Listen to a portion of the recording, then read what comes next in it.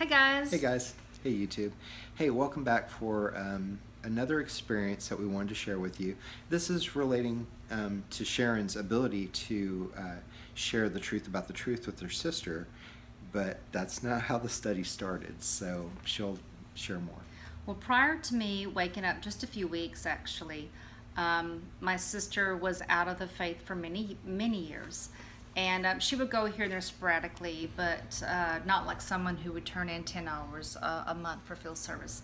So she had an interest in getting back in, and but there were some questions she had and some uncertainties that she wanted to know about. So I said, okay, well, I'll study with you on the phone because I live up north. So 2 studies into it, it went really well. And then right when I began to wake up, I think I missed a week of her study because I had something to do, but I was just kind of shocked what I was learning. And I'm going, here I am studying with my fleshly sister. I don't know about this. So I continued to study with her a week or 2 more. And then finally, by the 4th or 5th study, I said, hey, Kathy, I got to tell you something. Are you sitting down? And she says, what do you mean? And I said, well, I want you to sit down. Out of 5 kids, I'm the one who stuck with that faith. And I said, I said what Rob said. I can't do this anymore, Kathy. I have found out some things about this faith that's been very shocking. I'm kind of flabbergasted, baffled, very confused in a lot of things. And so I explained to her what I found out. And so she says, well, I tell you what, she said, you know, I'm trying to condense a very lengthy conversation, very short. She says, well, I'll do my research. And I says, I encourage you to do research. Don't just trust me and believe what I say. These are the scriptures. These are the topics. Here's some people who have woken up themselves, found out the real truth using the Bible. I turned on to some websites that Rob had turned on to myself. And she went from there. This was in the end of May, roughly, no, the middle of May.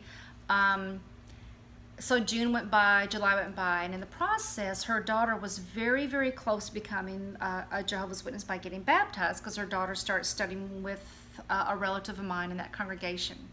So she shared that with her daughter, what I had shared with her.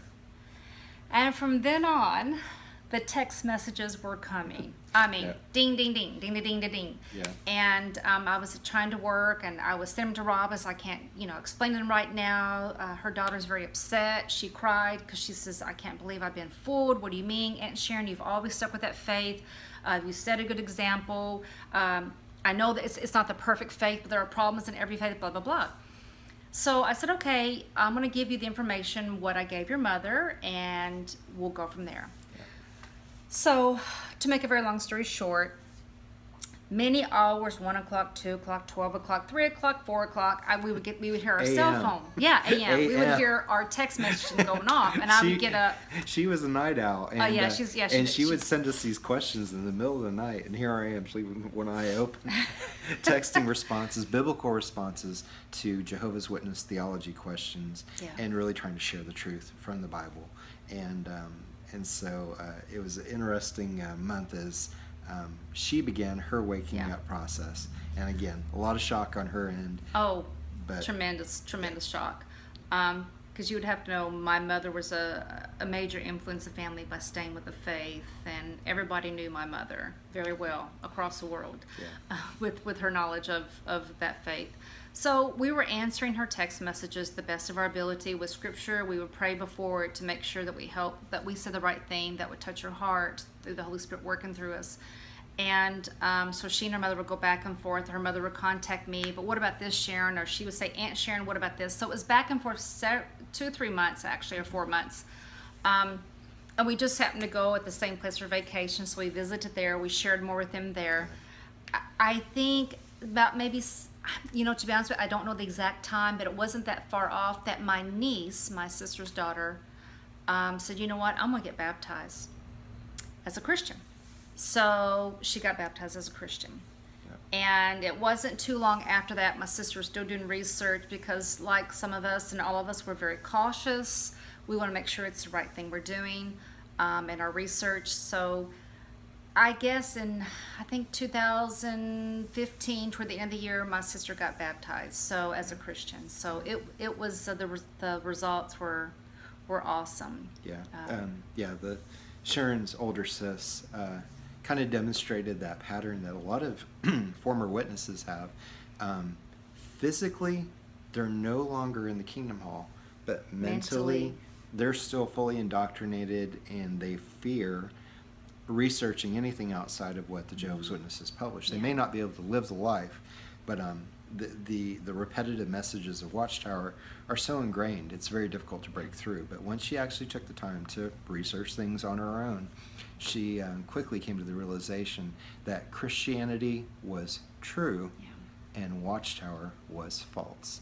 Right. So anyway, we've been really rejoicing in seeing some of our families come to Christ, and accepting that relationship based on His love and His shepherding, without the legalism that is such a huge part of our association with Watchtower.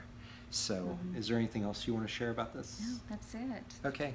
Well, guys, we're going to leave it here, and we're going to wish you guys a blessed weekend, and have fun, be safe, continue to love and encourage one another.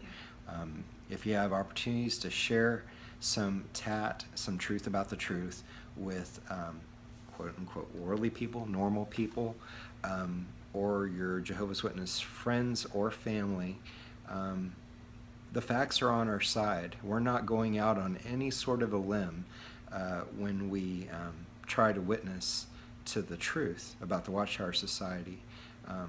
All they can say is don't look, don't listen, because the facts are not on their side. So they have to put the blinders on and the earplugs in and close their eyes. But that's not embracing truth. That's running from it. So again, encourage you be cautious, but be persistent in sharing TAT when opportunities present themselves.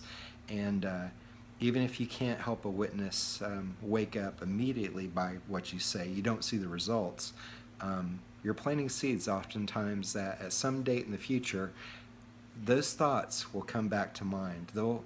They're going to experience something that rings a bell that goes, oh yeah, that's exactly what my friend was trying to tell me years ago.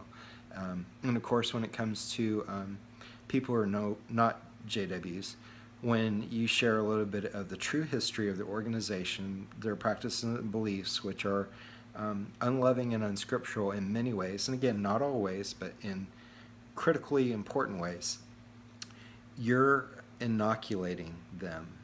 It's almost like there's a virus in the world of indoctrination from the Watchtower Society, and your advice, encouragement, warnings, and sharing the truth about the truth is the vaccination they need to where they never fall for the subtle, smooth words of Watchtower and the beautiful pictures that are in their books and publications that make it all seem like peaches and cream, when those of us who've lived it and walked it and know that below the shiny exterior, it's not of God. No. Yeah. So we're going to leave it here, guys. You have a blessed weekend. Bye, guys. See you on the next one. Love you. Bye-bye. Love you. Bye.